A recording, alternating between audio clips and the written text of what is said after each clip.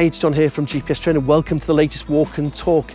Today I'm in Melrose in the Scottish borders and I'm going to be doing a 30-mile walk along the first half of St Cuthbert's Way, which you may know is a long distance trail, and I'm going to be navigating with a Garmin Fenix 7 Sapphire Solar GPS watch.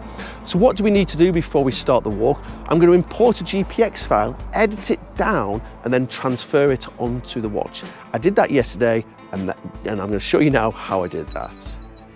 So there's many ways of getting this GPX file onto the Fenix watch. One way is just import it into the Connect app. Really simple way, but the problem is we're going to have the whole of the long distance trail then, and we're only wanting to walk a section of it, and we're unable to edit it. We could import it into the Explore app, but again we're limited to the editing that we could do there. And it's a little bit fiddly, the Explore app. I'm not really a massive fan of it. Alternatively, we could plan the route on the free Ordnance Survey route planning software. So again, we could go to our website, click on OS Planner, and then we could actually create it. But actually, it's going to take quite a while to for us to plan such a long distance just clicking on the Ordnance Survey maps. So the solution we've come up with, or I think the way I would tend to use it, is actually just opening up the GPX file, importing the GPX file into Garmin BaseCamp, and then editing it down into the distance that we want to do and transferring it via Connect Online onto your GPS watch. So what I've done, because it's quite a complicated thing to do, I've actually created some training videos. So if you have access to our online resource, if you go to our website and click on online resource on that top menu bar, it takes you to a slightly different website. And what we have on here is, I think there's 65 training videos of how to use the Fenix 7 watch. So if we come down to multi-activity GPS watches here, and either come down to Fenix 7 watch, again we've got them also for the Instinct watches.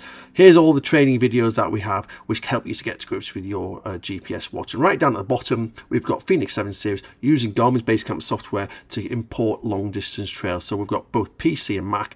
I'll go with the PC version. And what we've done in these training videos is taking you through, first of all you need to install some open source mapping within Garmin BaseCamp, because it takes 1.5 hours to take the topo active mapping off your watch and load it into BaseCamp. So it's far easier to just download some free open source mapping. Then we've got a video of setting up Garmin BaseCamp for the first time. And then the third video down is importing long distance trails into BaseCamp software and splitting it down. It is what we've done for today's walk. And then the final thing is exporting a GPX file out of BaseCamp software and put it into the Garmin Connect. Now we do this online, and then when we sync the Connect app, it automatically appears on our GPS watch. So that's the simplest way to do it. So if you just go to our website, click on online resource on that top menu bar, it takes the online resource, and when you're on the online resource, just go to multi-activity GPS watches, Fenix 7, and they say you've got all the training videos there for the Fenix 7 watch, and right down at the bottom of that menu you'll see the videos I've just been taking you through. So it's right down the bottom of this page. There's all your training videos for your watch, right down at the bottom, using Garmin BaseCamp software to import long distance trails, and that will take you through how I managed to import a GPX file and cut it down to the required walk for today. So what we need to do first of all is load that course into our watch. So what we do is just press the top right hand button here and it takes us to our navigational page. And what we need to do is just press walk, and that will start recording the course once we've got a satellite signal. If we just press this left hand button, we get an option of various things, and one we can come down to is navigation. When we're on navigation there, just press navigation on there and we can choose what we're going to navigate to. And what we're going to do, we're going to navigate to courses. Okay, various courses on there, and there's the walk and talk with the Fenix 7. We just press that, do course, and we're all ready to go. As we can see straight away, the touchscreen is being disabled, which is what happens on the Fenix 7, and it's going to give us the turn-by-turn routing, 1.78 miles. We're going to head up the road. So what do? We literally just follow the arrow, and there's various other pages that we can go on. Time of day, distance remaining 20.93 miles. There we are, we're off course, and we follow this directional arrow, and that will show us exactly where we need to be going. So what do? We just follow that arrow. From here. So St Cuthbert's Way starts with this great climb out of Melrose. We're just climbing up out of the valley bottom, and we're climbing what's called the Eildon Hills, which is the first high point on the trail. Today we're literally going to go over the Eildon Hills, which is one of our high points, and then we're also going to go over Wideopen Hill, which is the highest point on St Oswald's Way. So what a stunning day. It's the end of April in the UK and the sun is shining. We couldn't ask for anything better. The weather forecast is that it's going to get a little bit wet later on, so fingers crossed we keep ourselves going, we may beat the rain. So there's quite a few walkers starting this trail because they started this long distance trail, and hopefully we're going to catch them up in the next 5 or 10 minutes as we climb up onto these wonderful Eildon Hills.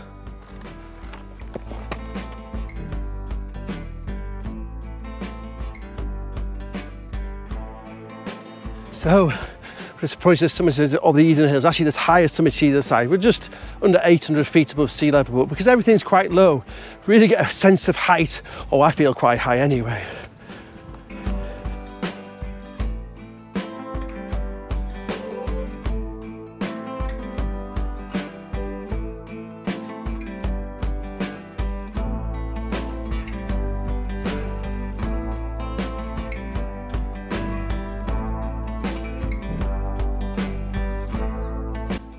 So we're just 5 miles in, we're at a really good pace actually, just nicely picked up the pace and got a few miles under our belt. And just going to just drop down now to the River Tweed. This is the River Tweed. We can see the Eildon Hills in the background, which is what I crossed earlier on. You can see where I crossed in between. And we're just dropping now down to the River Tweed. So you may remember, I don't know, River Tweed, we walked alongside it for a walk and talk that we did in the Peebles in the Scottish borders with the Utrecht 35. And I also walked along on my walk and talk I did with the GPS map 66S, so it's quite a reoccurring theme. As you more than likely will know, it goes out to the sea at Berwick upon Tweed. So this is the suspension bridge that that you can cross if you do the border everywhere. You cross it on this absolutely brilliant suspension bridge. But we're going to stay on this side of the river as we make our way, and we just follow the River Tweed for a little while now. So if you don't know, St Cuthbert's Way is a 67-mile long distance trail. It starts off, as we know, in Melrose and finishes off the Holy Islands as Lindisfarne. Really nice trail, very varied. Bit of a plug here, I don't know if people realise we also own a walking holiday business called Shepherd's Walks Holidays. And this is one of the walking trails that we do as a walking holiday. So we tend to do it in, it's literally, I don't know, 10 to 15 mile stages.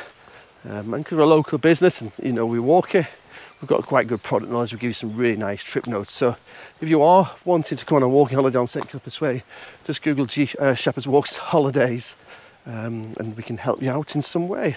So River Tweed, I'll risk this with smell-o-vision because there's a fantastic smell of wild garlic everywhere. It's really beautiful. And what I'm getting on the watch at the moment is I'm getting a really nice, because I'm trying to go at a decent pace, because it is a bit of a training walk this.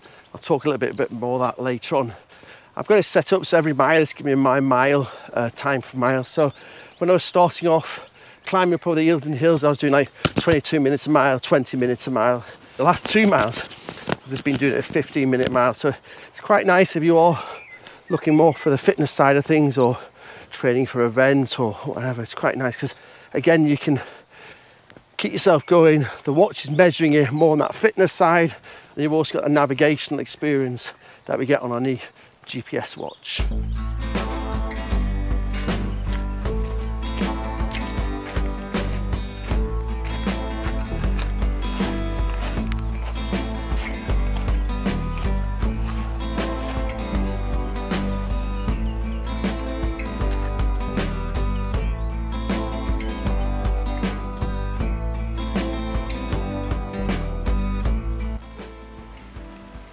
You know, I've had this Fenix 7 Sapphire Solar watch on my wrist now for a couple of months, and I'll be honest with you, when the Fenix 7 first came out, I kind of thought I'm going to wear this for a little bit, do a few videos on it, and then I'm going to try myself at Epix. You might know the Epix is the GPS with the completely different screen. It's more like an Apple Watch screen rather than the traditional Fenix screen.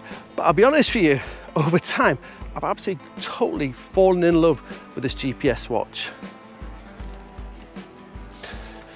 The key thing for me is the battery life. The battery life on this GPS watch is absolutely stunning, and I mean that. I've had it for a couple of months. I must be honest, I took it off my wrist for a couple of weeks as I did the Instinct videos, So I had the Instinct on my wrist for a couple of weeks. But in that time of really having the watch on my wrist for 6 weeks, I've charged it 3 times in all that time. 3 times is all I've charged it for. And I've also used it to do activities as well as an everyday smartwatch. And that's the key thing for me, is the solar panel, or the solar power, or the solar charging rather, on this watch. I think it's absolutely fantastic. There's something really nice about a watch that charges itself from the sun. So we were just, 3 or 4 weeks ago for Easter, we were away in Spain. And to be honest, I know I'm not one for sitting around on the beach, but when we were wandering around, to see your watch actually go up in the amount of time it's got left before it's flat. I went out to Spain with 10 days of charge left on it. And because we were wandering around, it was glorious weather. I came home with 12 days worth of charge, even though I've been there for 4 or 5 days. And for me, that is a real unique thing with a watch. Is actually, when you look, and when you look and it's got 4 days left of charge, and you think that's not long left, that shows what the capability is of this watch. Absolutely second to none. I also love the functionality of the touchscreen when you're at home, and then when you're out with activities, the touchscreen switches your cells off. I go back to when this watch first came out, I kind of thought to myself, I'm not sure if I'm going to have this as a watch going forward, because we've had the Fenix 5, Fenix 6, Fenix 7. I was kind of a bit bored by the Fenix watch. So when the Epix was there as well, I kind of thought that's what I'm going to go for.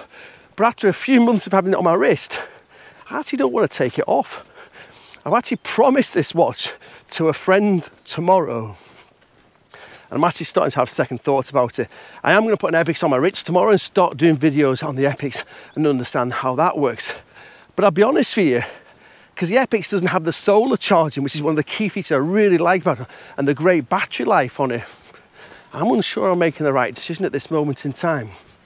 So I don't know what I'm going to do. I'm going to dodge the friend I've promised to sell this watch to. I'm going to keep it there as a backup until I can prove to myself that the Epix is the best way forward with that slightly different screen. Because I'll be honest with you, this Fenix 7 is the best GPS watch I've ever put on my wrist to date.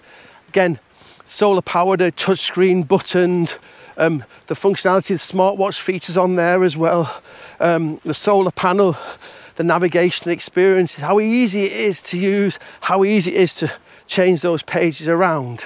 So I'm interested to see what I think of the next one, because I'll be honest with you, it's going to take some beating to beat that Fenix 7 Solar Sapphire GPS watch from Garmin.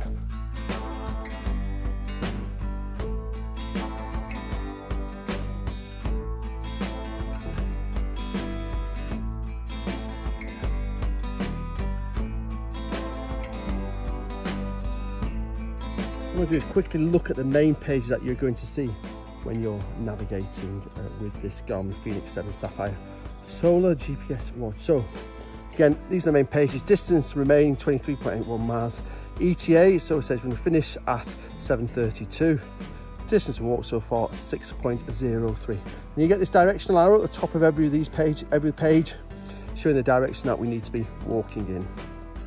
So we're doing the walk and talk, the Fenix 7.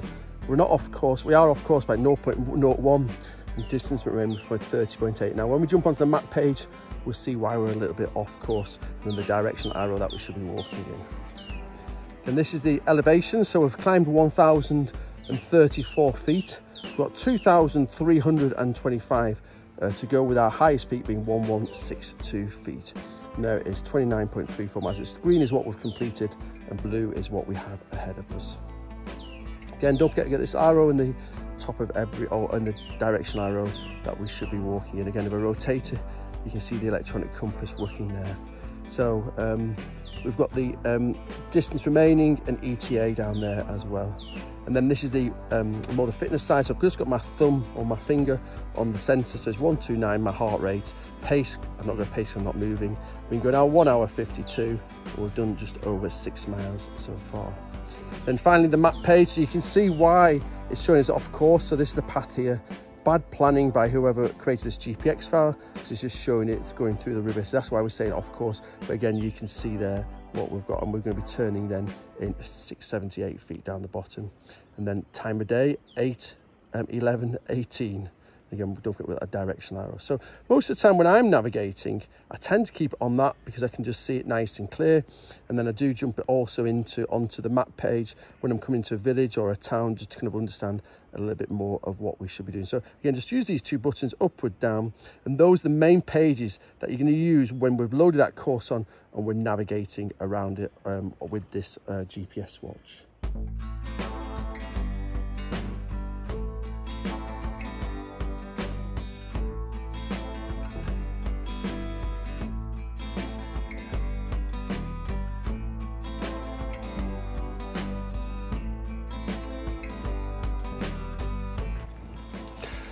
So we're just over 16 miles in. We've got this wonderful suspension bridge over the River Teviot, a little bit wobbly as you can see.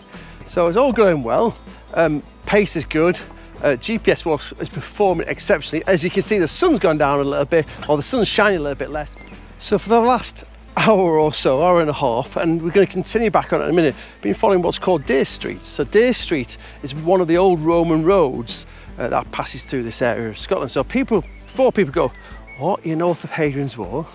So people know the Romans built another wall further north than Hadrian's Wall. So Hadrian's Wall was built in AD 122, and then they put the Antonine wall in place a little bit further north in AD 142. And that spanned 38 miles it did, from the Firth of Forth across to the west side of the country. It's quite interesting actually, because they were there for a little while, the Antonine Wall, and then the Romans did retreat again back to Hadrian's Wall. But the Dere Street actually started off in York and was the supply road. So Dere Street came up from York. It came up, of course, all Roman roads are straight. It came up, it passed through Hadrian's Wall at Portgate, which people walk Hadrian's Wall is just north of Corbridge. And then it came up through the Scottish borders here up to the Antonine Wall, which was, I say, a little bit further north, which was built a little bit later on. So it's really actually quite a straight section. So I'll actually put my poles on for the last hour and a half, got a few miles under the belt, and lifted the pace up. We're just going to come to Yetholm, so Yetholm Bridge, which is just where we cross the road, and then we're going to rise up. We're actually just going to go to the east of Jedburgh. We don't actually call in Jedburgh on this walk. We're going to climb up a little bit and then continue on as we make our out to Morebattle, and then up over a Wideopen hill.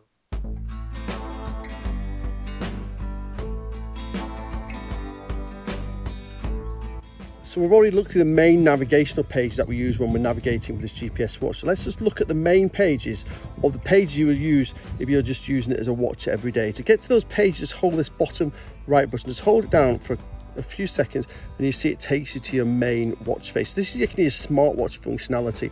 Now you can just use the upward and down buttons to go through the pages. So again, we can go into each of these. Now, alternative, you want to switch the touchscreen back on again, just tap the bottom left button, top right button, just hold them down for a few seconds, and you can see now the touchscreen is on. And what we can do is we can then use the touchscreen. So solar intensity, I was talking about a little bit earlier on, tap on solar intensity, and we see we've produced 94.8k today. So you can see how it was sunny earlier on, it's bright now. What you can do is just scroll down another page of solar intensity. You can see how much power we've produced today and how little we've been doing in the week when we've been in the office. I can just swipe away from my left, it takes me back to my main menu.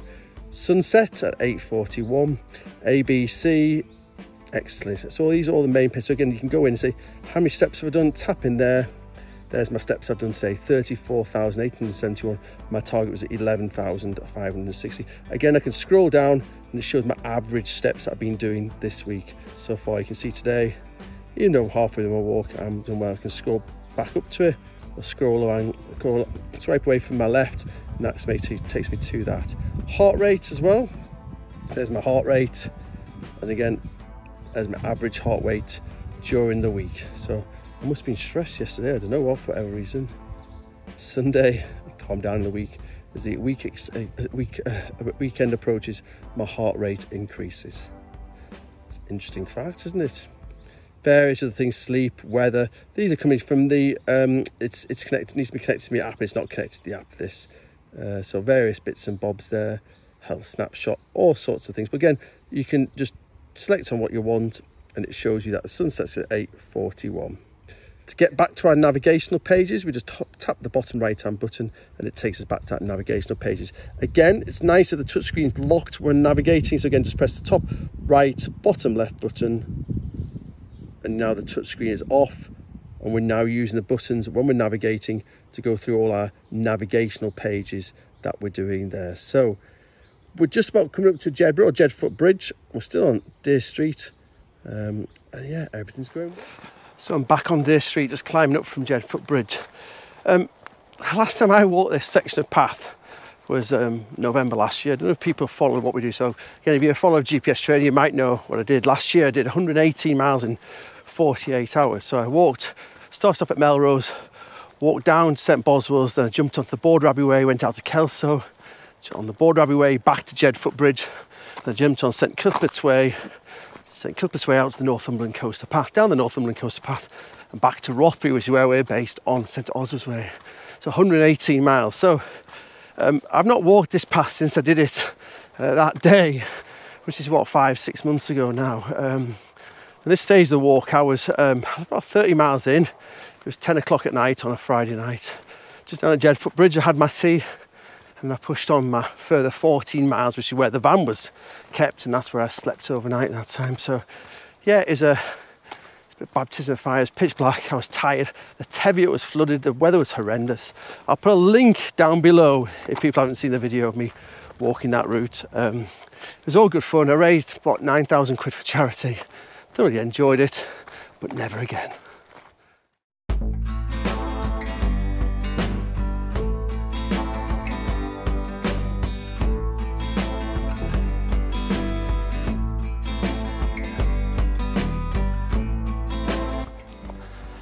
I say never again.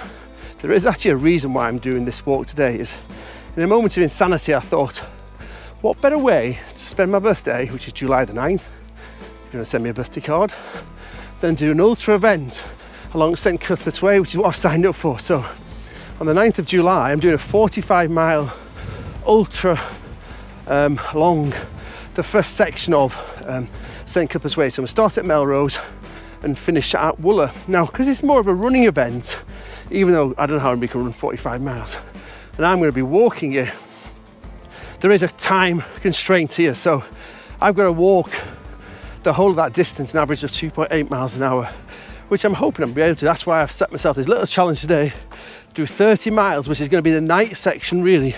We actually start at midnight in Jedburgh. So really, by now, I'm hoping it's going to be not far off daylight. So that's why I've been walking that past section to get my proper route or course together on my watch, and also for my handheld GPS unit, so I know exactly where to go in the depth of darkness with my head torch. So yeah, that's why I try and walk at a decent pace, just to confirm with myself I can keep that kind of pace. I've got 17 hours to do the distance, so I should be all right. The section after Yetholm is actually over the Teviot Hills, which is the hardest section. So really, what I want to be doing today is, averaging just under 3 miles an hour. Again, I don't know if you guys realise when I film it, just take that a little bit longer to stop and set cameras up and things. So if I can do today a 2.8 mile an hour, I've achieved my objective, and I know I'm ready for it. Because on the day when I'm walking my poles and things, I better walk a little bit quicker. So yeah, that's what I'm doing. 9th of July. I don't know why I'm doing it, to be honest, but moment of insanity. Super inches, I walk with these Leki poles. They're fantastic. It's hard to put up with one, but you can expand them in and then they can fold down. So what I actually do, if people are interested, when I'm not filming, I walk with my Leki poles and I put my GoPro and everything in my Leki bag. So that's my GoPro, my tripod and everything else I need for you guys. And then when I'm filming, I have that in my hand. When I'm walking on my own, I put my Leki poles, so they expand out, the carbon fibre ones, and that's what I do between each of my shots. Well, I've just passed through the lovely village of Morebattle. Last time I passed through Morebattle was 1 o'clock in the morning, so it's a bit nice to see it in daylight. Yeah, one thing's a little bit confusing me. I've done, according to the GPS watch, I've done 25.5 miles, and I've got 5.5 to go. So my 29-mile walk seems to be now 31, 32 miles in length. So, hey, do you know what? I often get all these people ringing up all the time to tell me, my GPS says this, my GPS says that. I think I'm gonna ring up GPS training and tell them the mileage is wrong. See what they say. No, joking aside, I think what it is that GPX file. You've seen when I've been looking at the map, it's not been hugging the path very well at all. So it's been going a straight line from waypoint to waypoint. I downloaded it off the internet. I should have known a little bit better. And what you can see is drawn line, straight line, straight line. But when I'm actually been following the path, it's put on that extra couple of miles really, because I've been going where it is. But this is the whole aim of this exercise, isn't it really? To get a proper GPX file of the route I'm going to walk, and then I can follow it nighttime, sunshine, mist or whatever. I know exactly where I'm going to go. So yeah, love to camp through Morebattle. As you see, raincoats on. It's changed a little bit, the weather, hasn't it? So it's just starting to drizzle. It's not as bad as the forecaster had said yesterday or this morning. They were saying some heavy rain coming down, so fingers crossed. 5.5 miles to go. It's going to be a slow 5.5 miles. I'm going to go over Wideopen hill. But when I get over there, I've got the border hotel at the end. People don't know it's the end of the Pennine Way. So I'll have a quick pint to the border hotel. I'll keep me motivated on my new 32-mile walk. So this is what I'm going to head over. Wideopen hill, which is right behind me here. So highest point on St Cuthbert's Way. GPS is saying that it's going to take me 2 hours to get to the end, which is about right. 5.5 miles. It says I'm going to get there at 10 to 8 in the evening, which is about right. Fair bit of climbing. I'm really looking forward to it. It's a lovely walk up on the top of Wideopen hill. Again, because the ground is, well, we've got the Teviots behind it, but other than the Teviots, this ground around it is quite low, so it gives you a real sense of height, even though it's not a massive height really. So big, nice steep climb up, lovely summit shots. And if anybody does St Cuthbert's Way, it's always that pace you get your photo at the highest point. And it's quite nice because we've had like now 5, 6, 7, 8 miles of fairly flat walking. It's not been the great, little bit on the roads and this kind of thing. So it's really nice to get back up into the hills and hopefully get there for, I say, just before 8 o'clock this evening. And yeah, what a cracking day's walking. Nice training walking at just over 30 miles. So watch has performed absolutely brilliantly. Really liked yeah, the watch. You can't fault it at all really. So I'll show you quickly some of the stats it's given us. So this is the page I was talking about. So it's saying 7:48 arrival, 5.5 miles to go, and 26 miles completed. So don't forget, we've got a directional arrow which is pointing exactly where it should be down the road. So it's really good. Next page we're looking at is the page I tend to navigate on. This is directional arrow pointing where we go, how far it is to the end of that course. As I said, exactly right and where it's going. Now this is the one that fills a little bit with fear. Elevation. So we've done 3,345 feet to date. We've got this last big climb, which is 885 feet, up to the summit, which is 1,213. So we've got that, which is that ahead of us, isn't it, really? Which is really nice. And then we've just got the big figures of distance remaining, ETA 10 to 7. Don't forget that little arrow all the time, pointing us where we need to be going to. And then I'll just skip through a couple of pages, and there's the map page. So you can see what I mean with that course. It's cutting off the corners, because somebody must be that equates it with a route, and that's where I'm getting the extra distance from there, isn't it? And I've got a north arrow on the map page, that red arrow there. This is the only one that's not got the directional arrow in it, because I should be able to work it out from the map. And then finally, time of day, 9 minutes to 6, and I'm gonna follow that arrow exactly like the GPS watch tells me to.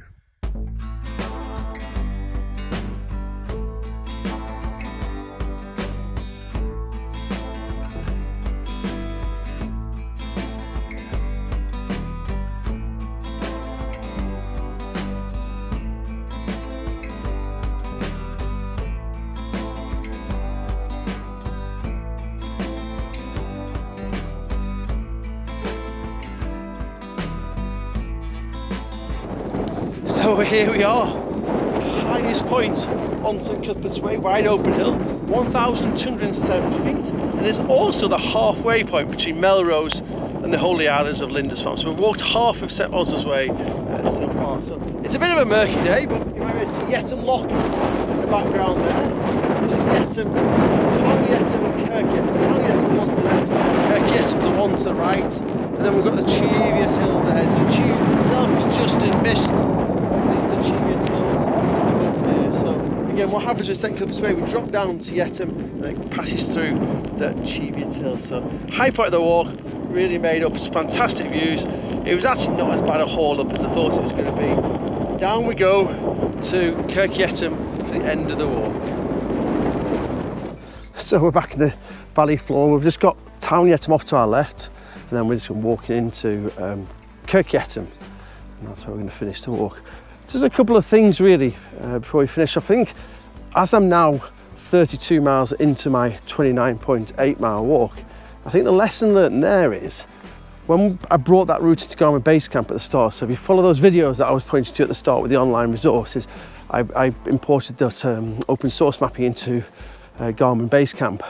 I think what I should have really have done is brought the GPX file into Garmin BaseCamp and edit it within Garmin BaseCamp. So I actually noticed it when I put it into the Connect. Actually, it wasn't quite sticking to the path the way it should have. So really what I should have done, great thing about Garmin BaseCamp, we have some really good editing tools. I could have inserted waypoints, I could move them around, and I should have just spent maybe 10 or 15 minutes just editing Garmin BaseCamp before I exported it and then brought it into Connect and transferred it onto Watch. And I think therefore I would have got a better, more true mileage of the walk that we've done today. So I think that's the lessons learned on that. And again, we get that functionality in Garmin BaseCamp, which we don't get in Connect and we don't get in the Explore app. So again, I think that reaffirms by doing that process that I showed you at the start is a really good way to get it on. Other thing is, I think a GPS watch is ideal for these kind of activities, which is walking a long distance trail, running a long distance trail, running an event. Because actually, you know, it's fairly well marked. I'm not really going to get lost, but the GPS watch just reaffirms that I'm going in the right direction. And let people know the navigation experience you get on a watch. You have an on-course and off-course notification. So what happens is if you go off-course, your wrist vibrates and it says off-course. Then you can look at the map page, you look at the directional arrow and work out why you are off-course. And then when you get back on course, it vibrates again. You get a green local symbol this time saying on course. So when you're on something like this, which is well navigated, it's actually ideal navigation experience because actually the long distance trail is going to be there. It's inobtrusive, you don't have to keep looking at it. It's on your wrist, and as we've already discussed, it's fantastic battery life on it as well. So I think it's a really nice navigation experience. Ideal, GPS watch ideal for those doing long distance trails, whether you're walking, running, and again, if you're an ultra runner or fell runner or something like that, for the lightweight compactness on your wrist. And again, look on the website, have a look at the different battery, how long the batteries will last, and then choose accordingly according to how far you are going to be. And again, this solar inclusion is absolutely phenomenal. I'm really pleased that solar inclusion on the watch. So here we are in the wonderful Town Yetholm. So that's what we're heading for, the Border Hotel. It's the pub that's at the end of the Pennine Way. So many of you will know that Town Yetholm, or Kirk Yetholm, sorry. Town Yetholm is just the other side of the river. It's the end of the Pennine Way. And that's what it's famous for. If anybody's watched the Spine race, they all run and kiss the wall of the pub when they finished. And he said people don't know the Spine race is a running race or a run race where they run the whole length of the Pennine Way. Absolutely mad. And then when they get here, they go and kiss the wall of the pub to celebrate it. I'm sadly not going to do that today because I've not walked the Pennine Way. I've walked 33 miles along St Oswald's Way, so I thoroughly enjoyed it. It's been really good. So before I head into the Border pub for a well-deserved cup of coffee or maybe something a little bit stronger, I'm just going to quickly show you how we save the course that we've been creating over the last 33 miles. Now what's actually happened is the course that we've been navigating along is actually just stopped. If you notice when I did it, I stopped a little bit short and it says course complete. So all we need to do is save the data that we've been creating and then that's it. As you can see, the navigational data is now gone because I said that course is automatic stop. So what we're following all the time is there. And you can see the distance, 33.11 is the only data that we've got now on the watch. So all we do is just press the top right hand button, and that just stops the course that we'll be recording. And there it is there. It's been going 10 hours, 51 minutes, 55 seconds. And what we can do is resume, or we can come down and save it. We can do.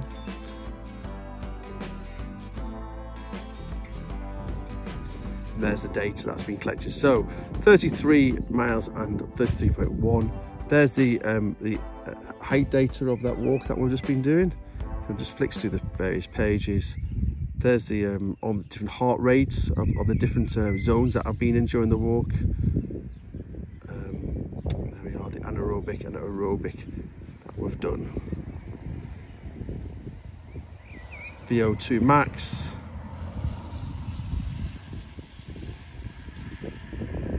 And this is the recovery down the bottom. That's what it's looking at. It's 4 days. So we've got 4 days off now to recover. I always like that bit, you know, recovery. And that's it. That's it, all done. So you notice when I come out of there, it's now lost all my navigation and I'm back to a smartwatch mode. So very much hope that's helped you. What I'm going to just do now is show you exactly what all this data looks like on the Connect tab. It really ties in well with the Connect app before we go. The lovely thing about this GPS watch is it pairs everything with this Connect app, and you really get a better understanding of the activity that you've just done. So just connect to the Connect app. It takes you into the border walking. Actually, it takes you into my activities for yesterday initially, but I'm just going to tap on the border walking down at the bottom, which is the walk that we've just completed. So we can see there, it's taken 10 hours, 51 minutes, and it's 33.11 miles. So you can just click on the map, and you can just look down at the bottom. It says slower and faster, blue being slow and red being the fast. And you can see I've got it, so it measures every mile, so it can be seen my pace per mile. So you can see I'm a little bit slow as I come out of Melrose, and then you can see the 1 mile, 2 mile, 3 mile, etc. St Boswell's, and then as I come down Dere Street, you see a little bit of a faster pace as I came down Dere Street, and then you can see I slow down a little bit down here. See, the blue bits is really where I do a lot of my filming, when I cross the river, across the suspension bridge, etc. And then you can just each of the miles as we go forward. Morebattle, and then you can see the blue section as I climb up over Wideopen hill, and then drop back down a little bit of a quicker pace, thankfully, back into Kirk Yetholm at the finish. So it's really nice to give it overview on that map. Again, it's nice key stats of the walk: average pace, moving pace, best pace, average speed 3 miles an hour, moving speed 3.4 miles an hour, maximum speed, total timings, moving time, heart rate, elevation 1,369 meters, which is just under 4,500 feet, which is slightly different reading than what we initially thought we were going to be doing. But again, this is the true data of the walk, and we can see the temperature as well. So maximum average temperature 21, minimum temperature 15 and 28. But we'll also see that on the next but one page as well. Our pace per mile, so 20.49 first mile, 18.15, 15.36, 15.4, and it scrolls all the way down there. This is nice visual one as well, so it shows my pace during the walk. Again, on the top one, you can see where I climbed Wideopen hill at the end, and my heart rate as well increases when I was climbing there. My training effect, my elevations, this is a true elevation graph that's been created as we've walked it, and the temperature. Again, you can see that Wideopen hill at the end on the temperature down at the bottom. And then my various heart rate zones. So yeah, zone 3 and zone 2 was the majority of the time we're in. So it's really nice, this when you overlay this, well, you sync it with your Connect app, it gives you a really nice visualization of the activity you just completed. So many thanks for watching the latest walk and talk with myself, John, from GPS Training. If you can subscribe, please do. If you can give me a thumbs up, even better. And if you can check out the online resource and get some of the training videos and sign up for that, is also very much appreciated. If you have any views or comments about it, please leave it in the comment box below. And many thanks for watching myself again on this wonderful walk with the Garmin Fenix 7 GPS watch.